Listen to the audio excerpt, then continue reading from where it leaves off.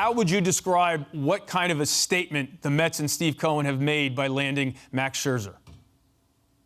Seismic, franchise altering. I mean, is that good enough? I think that this is one of those defining moments, defining moves for a franchise.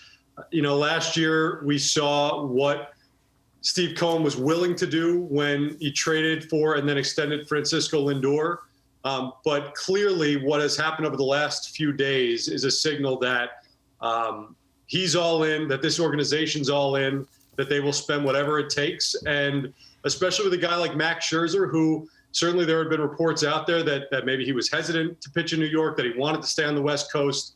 What a deal like this shows you is that Steve Cohen would not be outbid, would not be denied when it came to getting the guy that he wanted. And I think that this deal does signal to the rest of Major League Baseball that this era is going to be one in which the Mets are going to flex their financial might as much as anybody in the league, more than anybody in the league.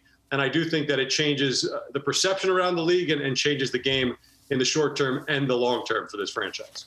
They needed to make this happen when Gausman signed with the Blue Jays. But from a pure, just practical perspective, if you're looking at a group that clearly is trying to win now, wants to build up the farm system and have something that can sustain for the next decade, 2 decades, 3 decades, build a perennial winner. But in the near term, and I've been beating this drum all offseason, the number one priority for this group had to be starting pitching. Beyond Jacob deGrom, and Jacob deGrom even is a question mark, you needed to have more arms because everybody in this rotation going into the season was a question mark. And so it would have been okay if they went out and got a couple other arms and like Record was just saying, they probably still will add.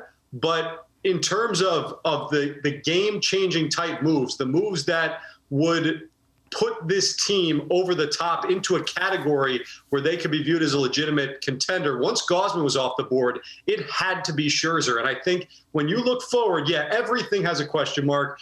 Jacob deGrom's health, we still need to go ahead and see it. Max Scherzer is 37. He'll be 38 by the end of next season. But if deGrom and Scherzer are both healthy and this team gets to the postseason, they will be a favorite against anybody.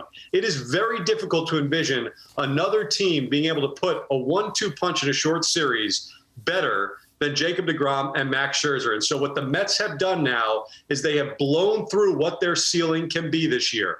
Are there question marks? Is it a guarantee? Of course there are question marks. Nothing's a guarantee. But by closing the deal with Scherzer, you give yourself a true opportunity with Jacob deGrom still under contract to build an immediate winner in 2022. The Mets' odds of winning the World Series went from plus 2,200 to plus 1,100. And, Steve, you also mentioned win now. So they go out, they get Scherzer, they get the 3 position players last week or over on Friday, but they're still in the same division as the reigning champs. So where do you see the Mets now stacking up in the National League East after these additions here in the last few days? Number 2, and I'm going to say that until they actually go out and beat the Braves. I think going into last season, they were projected to have 10 more wins than the Atlanta Braves. Clearly, that didn't happen. I thought at the time that it was a little much, that people weren't giving a Braves team that clearly knows how to win some credit. So until you knock off the champs, you're not the best team in the division. But the Mets right now are significantly better positioned to do that than they were yesterday. And so that's where I think they are. I think this is a team that, probably still isn't finished this offseason, but with those additions, which, we're also critical, those 3 position players, adding some right-handed bats to that lineup. I mean, we've gone over this time and time again with what these guys bring to the table, but that coupled with Scherzer, if this group can stay healthy, they are right there and they are in as good of a spot to win the NL East as they've been in a long time.